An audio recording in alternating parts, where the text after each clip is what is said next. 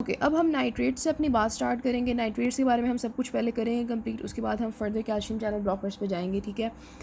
तो हमने नाइट्रेट्स के बारे में पढ़ लिया। एक चीज़ अभी सिर्फ देखिए कि वो वेज़ोडाइलेटर्स हैं। हमें पता है कि वो वेसल्स को डायलेट करते हैं, ठीक हो गया।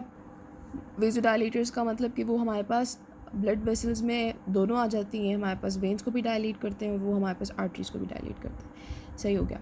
हमने देखे थे दो तरीके कि हमने या तो ऑक्सीजन डिलीवरी ज़्यादा करनी होती है हार्ट की ताकि हम एंजाइना को रिलीव कर सकें, या तो हमने हार्ट की रिड्यूस करनी होती है ऑक्सीजन डिमांड। इन दोनों में से हम कोई भी एक स्ट्रैटेजी यूज़ करते हैं एंजाइना को रिलीव करने के लिए।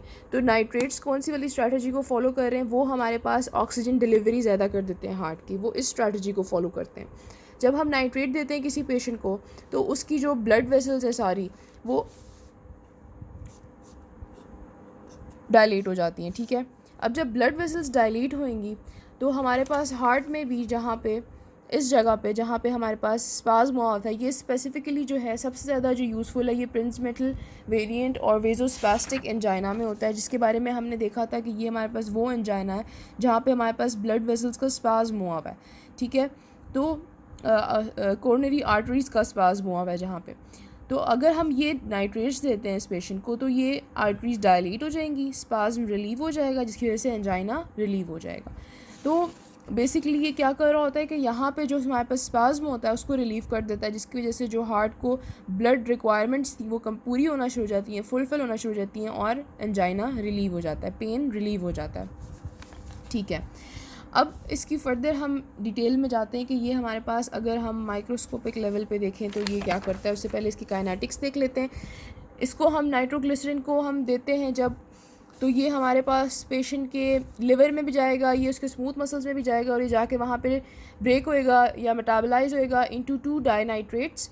2 डाइनाइट्रेट्स हमारे पास ब्लड वेसल्स में जाएंगे, ब्लड में जाएंगे और ये हमारे पास एक्ट करेंगे एज डायलेट, ये डायलेट करेंगे जाके वेसल्स को और ये फर्दर हमारे पास मेटाबलाइज होंगे इनटू मोनोनाइट्रेट्स, ऑलराइट। अब mononitrate is not that active, dinitrate ज़्यादा इफेक्टिव होते हैं और ये इसकी फार्माकोकाइनेटिक्स होती है। अब नाइट्रोग्लिसरीन तो हमने पहला नाइट्रेट पढ़ा, दूसरा नाइट्रेट जो हमने देखना है वो हमारे पास आइसोसोर्बाइड डाइनाइट्रेट है। आइसोसोर्बाइड डाइनाइट्रेट भी इसी तरह हमारे पास जाएगा स्मूथ मसल्स में और लिवर में, लेकिन इसको हमने दिया ही नाइट्रेट की फॉर्म में था तो इसलिए ये हमारे पास जाके आइसोसोर्बाइड मोनोनाइट्रेट में कन्वर्ट होएगा और मोनोनाइट्रेट भी हमारे पास आइसोसोर्बाइड का जो मोनोनाइट्रेट है वो ज़्यादा इफेक्टिव है, एक्टिव है एज़ कम्पेयर टू जो नाइट्रोग्लिसरीन का मोनोनाइट्रेट हमने देखा था, वो इतना इफेक्टिव नहीं था। इनफैक्ट आइसोसोर्बाइड का जो मोनोनाइट्रेट है वो इतना इफेक्टिव है कि इसको हम अलग से भी टैबलेट्स इसकी मिलती हैं एंजाइना को रिलीव करने के लिए, ये सेपरेटली भी एज अ ड्रग यूज़ होता है, ठीक है। ये हो गया फार्माकोकाइनेटिक्स नाइट्रोग्लिसरीन के। इसके बाद हम देखते हैं इसके मॉलिक्यूलर लेवल पे मैकेनिज्म ऑफ एक्शन। तो हमारे पास क्या होगा, ये जो है हमारे पास ब्लड वेसल की लुमेन है, उसके बाद यहाँ पे हमारे पास ये मसल आ जाता है, स्मूथ मसल आ जाता है। अगर ये एक ब्लड वेसल है, ये ब्लड वेसल है, ठीक है, और ये ब्लड वेसल भी आप ले लें कोरोनरी आर्टरी की, ये कोरोनरी आर्टरी थी, ठीक है, इसको हमने यहाँ पे उठा के देख लिया। अब हमारे पास क्या होता है कि ये आर्टरी में हमारे पास साइड पे स्मूथ मसल्स होते हैं। हमें पता है कि आर्टरीज किससे बनी होती हैं, स्मूथ मसल्स से। ये स्मूथ मसल्स हैं,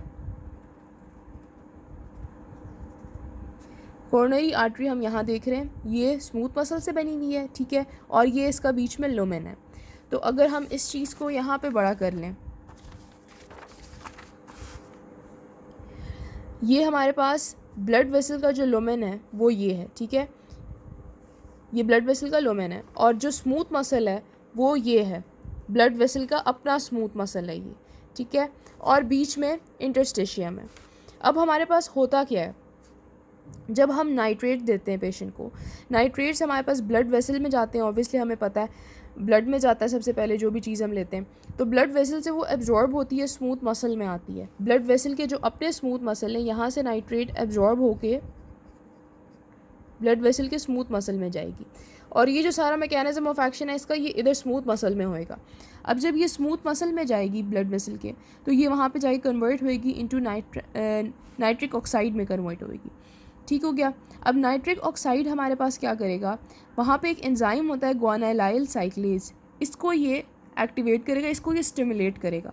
जब ये एंजाइम स्टिमुलेट होएगा तो ये ज़्यादा जीटीपी को ज़्यादा सीजीएमपी में कन्वर्ट करेगा, साइक्लिक जीएमपी हमारे पास ज़्यादा हो जाएगी। साइक्लिक जीएमपी जब ज़्यादा होगी तो हमारे पास साइक्लिक जीएमपी जाके मायोसिन के जो लाइट चेन है जो फॉस्फोराइलेटेड है उसको डीफॉस्फोराइलेट करेगा। अच्छा, अब यहाँ पे आपको ये पता होना चाहिए कि मायोसिन लाइट चेन्स हमारे पास जब फॉस्फोराइलेटेड फॉर्म में होती हैं तो हमारे पास मसल कॉन्ट्रैक्ट करता है आर्टरी का, और जब ये हमारे पास डीफॉस्फोराइलेटेड फॉर्म में होती हैं तो हमारे पास आर्टरी का मसल रिलैक्स कर जाता है। तो ये हमारे पास कॉन्ट्रैक्टेड थी ऑलरेडी हमारे पास ये वाली आर्टरी, कोरोनरी आर्टरी, ठीक है। इसलिए ब्लड हमारे पास जितना चाहिए था ऑक्सीजन को वो नहीं, हार्ट को जितना हमारे पास ब्लड चाहिए था नहीं मिल रहा था, क्योंकि यहाँ पे ये कोरोनरी आर्टरी कॉन्ट्रैक्ट हुई हुई थी, इसका स्पाज्म हुआ हुआ था। तो हमने क्या किया था, हमने नाइट्रेट दिया था जो जाके उसके स्मूथ मसल में एब्जॉर्ब हो गया था, और ये नाइट्रेट ने जाके हमारे पास जो कॉन्ट्रैक्टेड मायोसिन लाइट चेन है उसको रिलैक्स कराने के लिए मसल को उस लाइट चेन को जो है डीफॉस्फोराइलेट कर दिया था। ये देखें, ये वाली हमारे पास फॉस्फोराइलेटेड है और यहाँ पे हमारे पास डीफॉस्फोराइलेटेड लाइट चेन है। जब ये डीफॉस्फोराइलेट हो जाती है तो मसल रिलैक्स करता है। अब जब ये वाला मसल रिलैक्स करेगा तो ये जो आर्टरी है ये डायलेट कर जाएगी ऐसे, ठीक है। अब जब ये आर्टरी डायलेट करेगी तो आप देखें ये वाली आर्टरीज का स्पाज्म हुआ था, ये डायलेट करेगी तो ऑक्सीजन डिमांड हार्ट की ऑटोमेटिकली फुलफिल हो जाएंगी जो उसको चाहिए। तो ये मैकेनिज्म ऑफ एक्शन है हमारे पास नाइट्रेट्स का, ठीक है।